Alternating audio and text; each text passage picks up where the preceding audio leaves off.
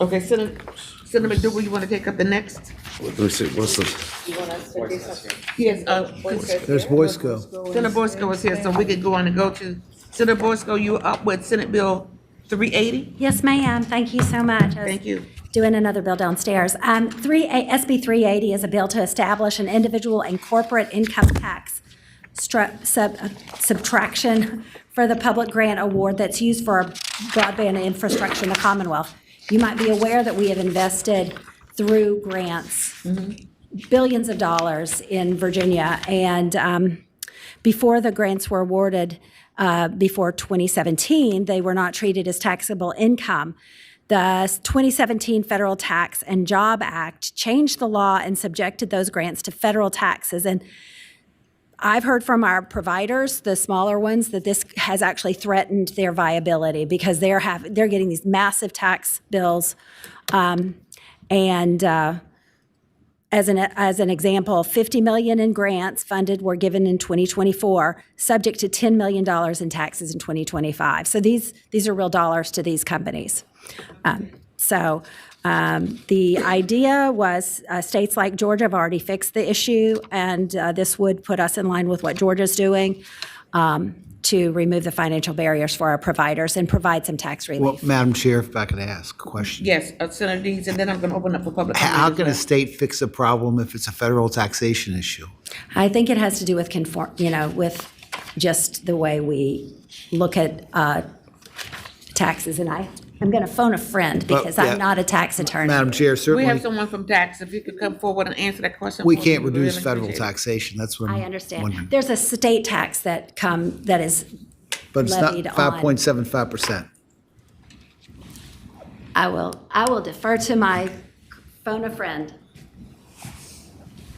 Chair Lucas, Senator Deeds, committee, you're correct, Senator. This would remove the state income tax, but it wouldn't take care of the federal income tax. So it would be partial relief. So, Madam Chair, on $50 million, if you've got 20% tax rate, it's still going to be 20%, but it's going to be 5% at the state level is what we're talking about. Yes, it would just be the state portion. I'm sorry that I wasn't more clear. I'm just only talking about the state portion that is levied. But I was talking to one provider who ended up with a $1.6 million tax bill on his grant for that. That was just one company. I also have a representative here who can talk as representing the association, if that would be helpful. Well, I was going to open up the public comment anyway. Yes, If you ma'am. have someone who want to come I forward do. this week.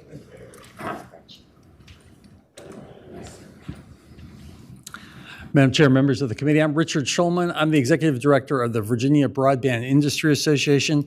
We're about a dozen of the very small providers in Virginia that provide service to the mostly rural areas. The point for us is that the companies are getting hit with these tax bills in year one of their projects when they haven't built anything yet. They don't have any revenue coming in, and now they're going to be able to deduct over the 5 years, but it's a real burden on them in the very first year because they're getting hit with this very big tax bill. Not a problem probably for the bigger companies that you all know the names of, the multi-state companies, but for your little providers that are providing in these rural areas, this was a very big surprise. When the issue first came up, I remember talking to the Broadband Advisory Council members and saying, do you know you all impose these taxes? And we don't. And DHCD, the same thing. We don't impose these taxes. I said, I think you do. And it was because of the change in federal law that we just conform with that put us in the position that we're in.